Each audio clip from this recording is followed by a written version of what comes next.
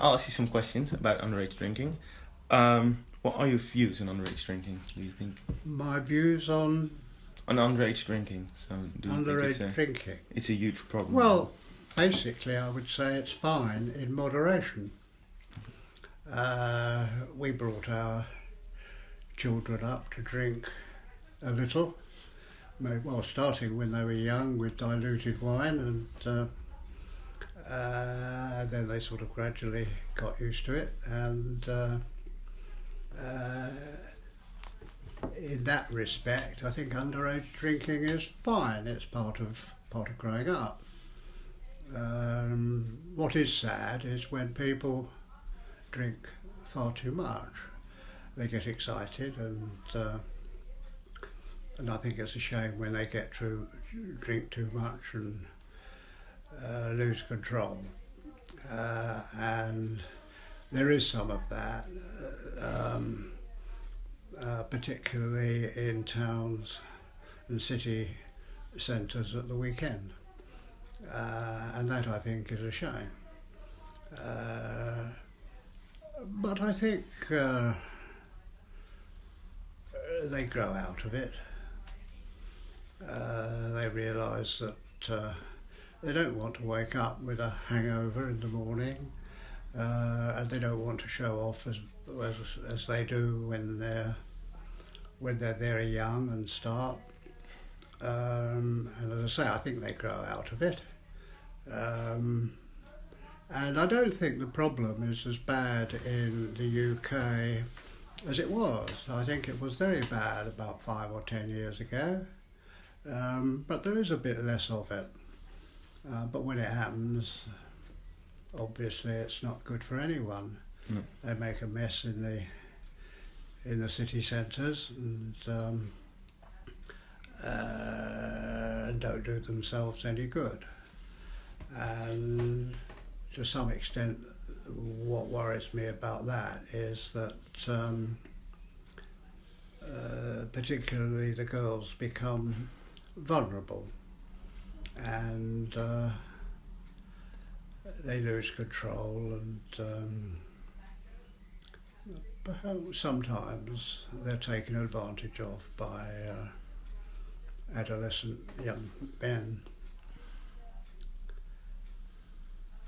I think, in a nutshell, those are my views. I'm very happy for people to drink in moderation. Yeah. So, do you think for children growing up, or underage kids, that it's better to start in moderation rather than turning 18 and not having drank before that at all, and then I think if they drink with their family. Yeah. And the parents are sensible, I think that's the best way to start. To get used to it, know your limits. Yeah. Okay. So, when you say the problem's not as bad as it was 5-10 years ago, how bad was it really? Wasn't it? Well, it's difficult to describe how bad it was. The press get hold of it, and you see people, boys and girls, pictures of them falling over in the street, hurting themselves, of course, sometimes, and having to go to hospital. And I think there was more of that 5 or 10 years ago, and I think youngsters are getting better and more sensible now about drinking, and I'm sure moderation in the family is the best way to start. Yeah. So do you think that it's not as worse as it was because there's more regulations for it? Because there are more regulations for it, so it's stricter. No, I don't think there are any regulations at all. Unfortunately, the Labour government in about 2005 allowed pubs to be open 24 hours a day, and I think that was a big mistake. The idea was that if they if they had 24 hours drinking, then the sort of drinking towards before the pubs closed, people drank fast as they could.